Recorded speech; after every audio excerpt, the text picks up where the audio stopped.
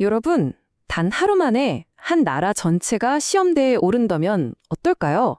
오늘 우리가 살펴볼 이야기는 바로 그런 아슬아슬한 줄타기를 해야 했던 대한민국의 어느 운명적인 하루에 대한 겁니다. 네, 바로 그날이 2025년 10월 23일입니다. 진짜 놀라운 건요, 지금부터 우리가 얘기할 이 모든 일들이 단 24시간, 딱 하루 만에 벌어졌다는 거예요. 믿어지시나요? 자, 바로 이겁니다. 오늘 우리가 던져야 할 핵심 질문이죠. 한쪽에서는 엄청난 기회가 손짓하고 다른 한쪽에서는 나라의 존립을 위협하는 일이 동시에 터진다. 이럴 때 과연 어떻게 균형을 잡아야 할까요? 자, 그럼 첫 번째 이야기부터 시작해 볼까요? 제목부터가 거래, 달러, 그리고 위험이네요. 말 그대로 고도의 외교전과 팽팽한 군사적 긴장이 교차했던 하루였는데요. 대한민국을 양쪽에서 잡아당기는 이 외부 압력들부터 한번 들여다보죠. 이 슬라이드를 보시면 그날의 상황이 정말 한눈에 들어옵니다. 완전 극과 극이죠. 왼쪽을 보세요. 미국하고 3,500억 달러짜리 초대형 계약이 거의 다 됐다는 낭보가 들려오고 있었어요. 그런데 바로 그 시간, 오른쪽을 보면 북한이 신형 미사일을 쏘아 올린 겁니다.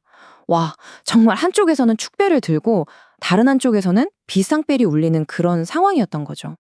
자, 이 좋은 소식부터 좀 더 자세히 들여다볼까요? 3,500억 달러면 이게 우리 돈으로 환산하면 정말 수백조 원, 상상이 잘 안 되는 규모잖아요. 특히 이게 그냥 돈만 많은 계약이 아니라 대한민국의 미래 먹거리인 반도체 공급망, 그리고 AI 투자까지 걸려있는 아주 전략적으로 중요한 합의였던 겁니다. 그런데 말이죠. 그렇게 좋은 분위기에 찬물을 확 끼얹는 소식이 들려옵니다. 바로 북한에 발표했어요. 조선중앙통신이 딱 이렇게 말했죠. 새로운 극초음속 미사일 시험 발사에 성공했다. 이 한 문장으로 워싱턴의 그 화기애애했던 분위기는 순식간에 얼어붙고 당장 눈앞의 위협이 현실이 돼버린 겁니다. 물론 북한은 극초음속이라고 주장했지만요. 우리 군이 분석한 객관적인 데이터는 좀 다릅니다. 여기 보시는 것처럼 탄도미사일 한 발이었고 비행거리는 약 320km, 최고 고도는 55km.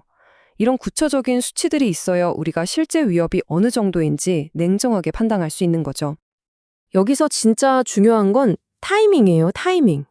왜 하필 지금이냐는 거죠. 며칠 뒤면 경주에서 전 세계 정상들이 모이는 에이펙 회의가 열리는데 바로 그 직전에 이런 도발을 했다는 건 이건 그냥 우리 무기 이만큼 세다 보여주는 걸 넘어서 행사를 주최하는 대한민국과 국제사회 전체를 향해서 던지는 아주 치밀하게 계산된 메시지라고 봐야 합니다. 자, 이렇게 밖에서는 외교와 안보가 줄타기를 하고 있는데 그럼 안에서는 어땠을까요? 특히 우리 경제, 금융 시스템은 이 압박을 어떻게 견뎌냈는지 한번 살펴보겠습니다. 이런 복잡한 상황에서 한국은행은 어떤 카드를 꺼냈을까요? 바로 동결이었습니다. 기준금리를 2.5%로 그냥 놔두기로 한 거죠. 왜냐하면 여기서 섣불리 금리를 내리거나 올리면 자칫 아직 잡히지 않은 물가를 자극할 수도 있고 또 실슬 다시 오르려는 부동산 시장에 기름을 붓는 꼴이 될 수 있었거든요. 그야말로 진퇴양난이었던 거죠. 당시 이창용 총재가 직접 한 말을 들어보면 그 고민이 더 와닿습니다. 부동산 시장 불안이 아직 있는데 돈 푸는 건 시기상조다. 딱 이렇게 말했죠. 그러니까 금리를 내리고 싶어도 부동산 때문에 발목이 잡혀 있는 그런 상황을 아주 명확하게 보여주는 발언입니다. 자, 그런데 정말 흥미로운 지점이 여기서 나옵니다. 이렇게 나라 안팎이 시끄러운데 주식시장은 정반대로 움직였어요. 아주 놀라울 정도로 꿋꿋하게 버텨냈다는 겁니다. 코스피가 3,920선을 지키면서 4,000 고지를 향해 다시 달려가고 있었어요. 이 힘은 어디서 나왔을까요? 바로 개인 투자자들, 흔히 말하는 개미들의 힘이 컸고요. 그리고 삼성전자, SK 하이닉스 같은 반도체나 AI 관련 주식들이 시장을 이끌었습니다. 어떻게 보면 수십 년 동안 북한 리스크를 겪다 보니까 우리 투자자들한테 일종의 내성이 생긴 거죠. 저런 일은 늘 있었어. 중요한 건 미래성장 산업이야. 하고 베팅한 겁니다. 자, 경제는 이렇게 잘 버텨주는 것처럼 보였는데 그 이면을 들여다보면 또 다른 문제가 있었습니다. 바로 내부의 갈등, 정치적, 사회적 균열들이 수면 위로 드러나고 있었거든요. 그 얘기도 한번 해보죠. 이날 정치권은 온통 최상병 순직 사건 수사 문제로 들끓었습니다. 이 수사의 핵심 인물들에 대한 구속 여부가 결정되는 아주 중요한 날이었거든요. 당연히 국회에서는 여야가 정말 한치의 양보도 없이 격렬하게 맞붙었습니다. 그리고 정치뿐만이 아니었습니다. 사회적으로는 이 숫자가 정말 큰 충격을 줬어요. 4조 원. 이게 뭐냐면 바로 이날 밝혀진 북한의 가상화폐 해킹 피해액입니다. 4조. 정말 입이 떡 벌어지는 규모죠. 이런 어마어마한 사이버 공격에 대한 대응도 정말 발빠르게 이뤄졌습니다. 보시면 먼저 한국, 미국, 일본이 힘을 합쳐서 이 사실을 전 세계에 알렸고요.